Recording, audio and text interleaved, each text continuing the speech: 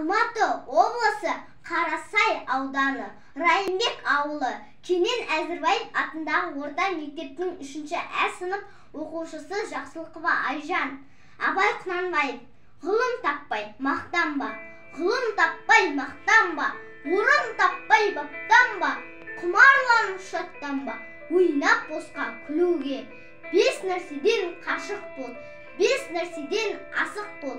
Адам болам десеңіз, тілеуің өмірің алдыңда.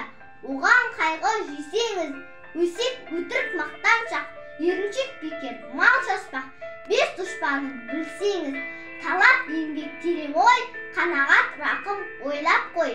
5 асылыс көнсеңіз, жамандық көрсең нәфратлы, суытып көңіл тыйсаңыз, жақсылық көрсең ғиратлы.